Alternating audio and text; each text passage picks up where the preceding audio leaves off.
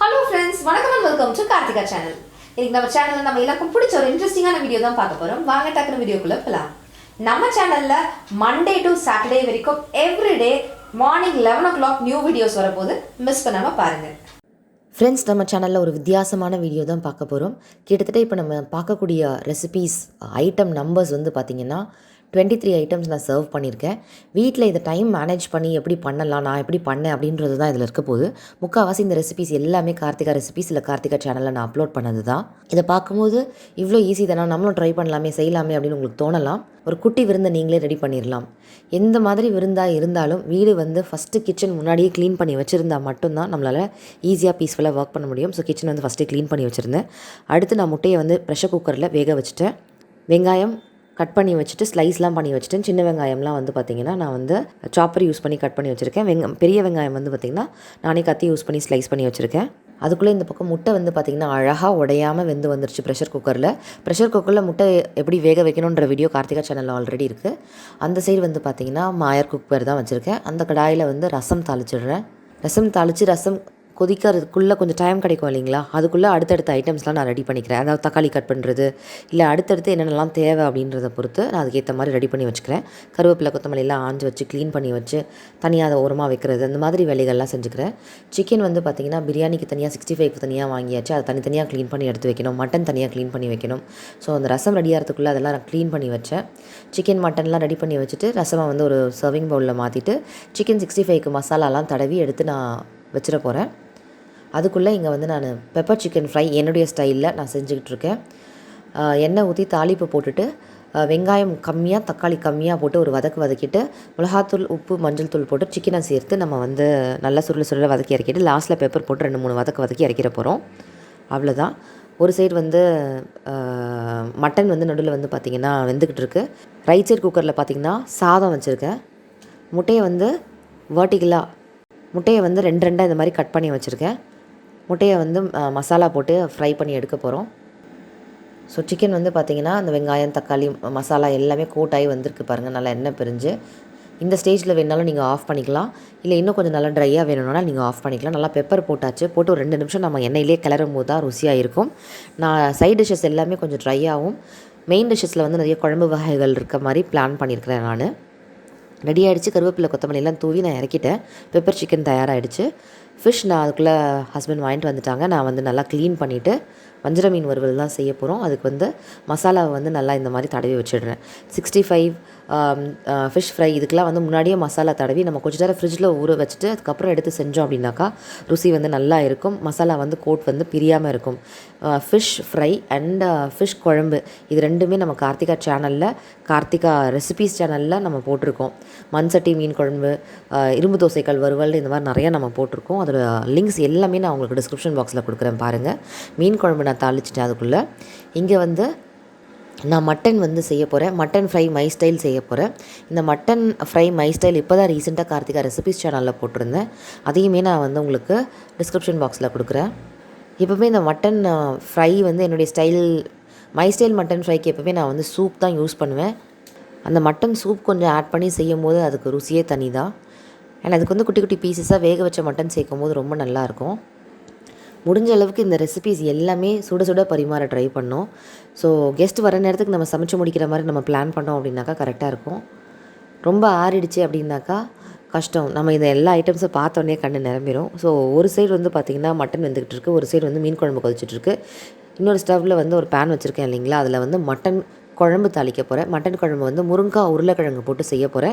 எப்போவுமே மட்டன் குழம்பு செய்யும் போது அதில் முருங்காவும் உருளைக்கிழங்கும் சேர்த்து செய்யும் போது எக்ஸ்ட்ராவாக ருசி இருக்கும். நீங்கள் ஒரு வாட்டி ட்ரை பண்ணி பாருங்கள்.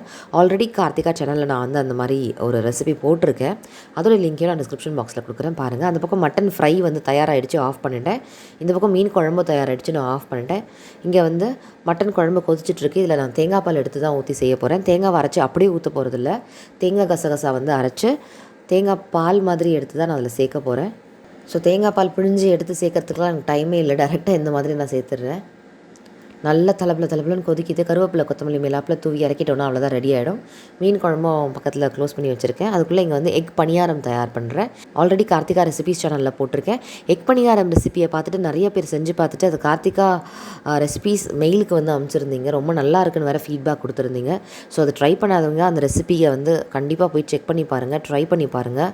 குழந்தைங்களுக்கு ரொம்ப ரொம்ப பிடிக்கும். ஏன்னா அவ்வளோ நல்ல ஃபீட்பேக்ஸ் வந்து வந்திருந்தது. நான் அந்த ரெசிபி போட்ட அன்றைக்கே அவ்வளோ மெயில்ஸ் வந்துருச்சு. அத்தனை பேர் ட்ரை பண்ணி பார்த்து உடனே போட்டுட்டாங்க.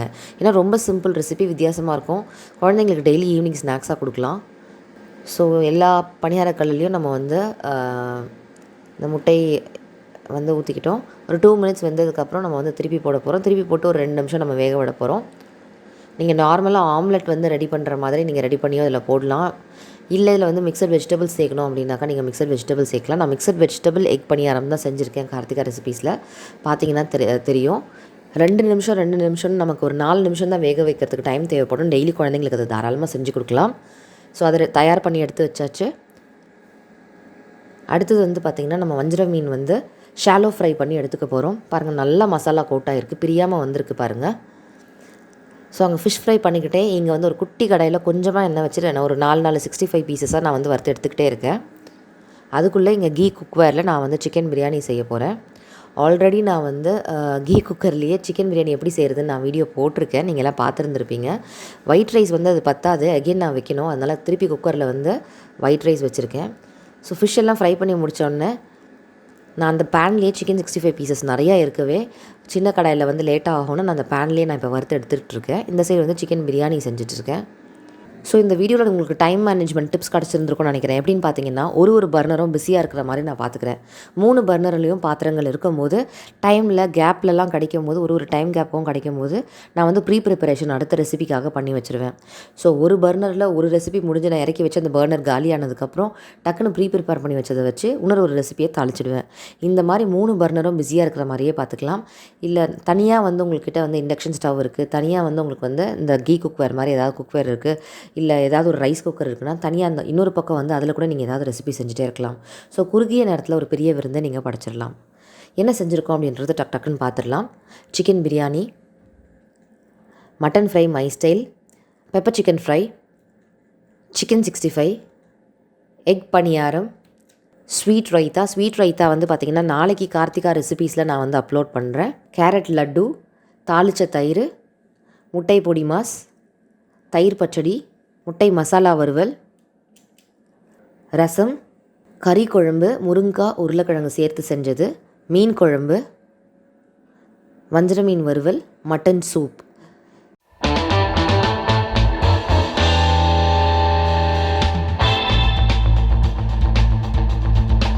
ஸோ இலையில் பரிமாற போகிறேன். ஃபஸ்ட்டு கேரட் லட்டு வைக்கிறேன். அடுத்த 2 விதமான ஸ்வீட்ஸ் வந்து கடையில் வாங்கினது. அப்புறம் உப்பு ஊறுகாய் வைக்கிறேன். அடுத்தது வஞ்சர மீன் வறுவல் வைக்கிறேன். Chicken 65, pepper chicken fry, mutton fry my style, முட்டை மசாலா ஃப்ரை, முட்டை பொடி மாஸ் எல்லாருக்கும் தெரியும்னு நினைக்கிறேன். கார்த்திகா சேனல் அது கூட நான் போட்டிருக்கேன்.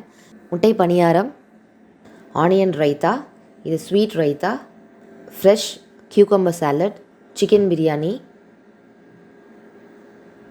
மட்டன் சூப், மட்டன் குழம்பு, மீன் குழம்பு, ரசம், தாளிச்ச தயிர், ஒயிட் ரைஸ், ஐஸ்கிரீம், வாழைப்பழம். அவ்வளோதான், ஒரு பெரிய விருந்தே நம்ம படைச்சிட்டோம். இந்த மாதிரி மெனு தான் இருக்கணும் அப்படின்ற அவசியம் இல்லை. இதில் நிறைய வந்து நீங்கள் வந்து ஐட்டம்ஸை மாற்றிக்கலாம். உங்களுக்கு எது பிடிக்கும், யாருக்கு நீங்கள் வந்து விருந்து கொடுக்க போகிறீங்க, எந்த மாதிரி பீப்புளுக்கு கொடுக்க போகிறீங்க, உங்களுக்கு எது கம்ஃபர்டபுளாக இருக்கும், குறுகிய நேரத்தில் எப்படி முடிக்க முடியுன்றதை பிளான் பண்ணி உங்களுக்கு பிடிச்ச மெனுவை வந்து நீங்கள் ஆட் பண்ணிக்கலாம். இது ஒரு சின்ன ஐடியா தான் நான் கொடுத்துருக்கேன். நீங்கள் இதில் வந்து வேறு மாதிரியான ரெசிபீஸை நீங்கள் ஆட் பண்ணுறதும் இல்லை இந்த ரெசிபீஸையே ஃபாலோ பண்ணுறதும் உங்களுடைய இஷ்டம். இந்த வீடியோ மூலயமா ஒரு சின்ன விருந்தை நீங்கள் வீட்லேயே எப்படி செய்யலாம் அப்படின்றது வந்து ஒரு ஐடியா கிடச்சிருந்துருக்கும். ஸோ மொத்தம் இலையில் இருக்கிற ஐட்டம்ஸ் வந்து பார்த்திங்கன்னா 23 ஐட்டம்ஸ் இருக்குது. நீங்கள் கவுண்ட் பண்ணி பார்த்தீங்கன்னா தெரியும். ஸோ 23 ஐட்டம்ஸோட ஒரு மினி நான்வெஜ் விருந்தே செஞ்சாச்சு. இந்த எல்லா ரெசிபீஸும் தனித்தனியாக நம்ம சேனலில் ஆல்ரெடி பண்ணியிருக்கேன். அது எல்லாத்தோடைய லிங்க்கும் நான் கொடுக்குறேன். ஒன்றுத்துக்கும் ரெசிபி கொடுத்தாக்கா ரொம்ப பெருசாக போயிடும் அப்படின்ற காரணத்தினால இந்த வீடியோ மூலயமா நான் எப்படி டைமை மேனேஜ் பண்ணுறேன் அப்படின்றது ஒரு சின்ன ஐடியாவாக உங்களுக்கு கிடச்சிருந்துருக்கலாம். இதை பார்த்ததுக்கப்புறம் நீங்களும் ஏதாவது ஒரு குட்டி நான்வெஜ் விருந்து வந்து ட்ரை பண்ணி பார்க்கலாம். இல்லை வீட்டுக்கு கெஸ்ட் வரும்போது இந்த மாதிரி குட்டி நான்வெஜ் விருந்தை செஞ்சு அசத்திடலாம். ஒரு கான்ஃபிடென்ஸ் வந்திருக்கும். ஒரு நியூலி மேரிட் நியூவாக ட்ரை பண்ணுறவங்களுக்கு ஒரு கான்ஃபிடென்ஸ் கிடச்சிருக்கும் அண்ட் ஒரு டிப்ஸ் வந்து கிடச்சிருக்கும் அப்படின்னு நான் நம்புகிறேன். இந்த வீடியோ பற்றின கருத்துக்களை இருக்கக்கூடிய கமெண்ட் செக்ஷனில் சொல்லுங்கள். தை பொங்கலுக்கு தான் நம்ம வெஜ் செய்வோம். அடுத்தடுத்த நாள் வந்து நான்வெஜ் செய்கிறவங்க நிறைய பேர் இருப்பாங்க. ஸோ இந்த மெனுவை பார்த்து நிறைய பேர் வந்து அந்த மாதிரி நான்வெஜ் விருந்து வந்து ட்ரை பண்ணுவீங்க அப்படின்னு நான் நம்புகிறேன். அப்படி ட்ரை பண்ணிங்கன்னா கண்டிப்பாக அந்த இலையில் அந்த விருந்தை வந்து பரிமாறி அதோடைய ஃபோட்டோவை எடுத்து நம்மளுடைய karthikachannel@gmail.comக்கு மெயில் பண்ண மறக்காதீங்க. பிடிச்சிருந்துச்சுன்னா லைக் மற்றும் சப்ஸ்கிரைப் பண்ண மறக்காதீங்க. Thank you so much friends. Take care. Tata.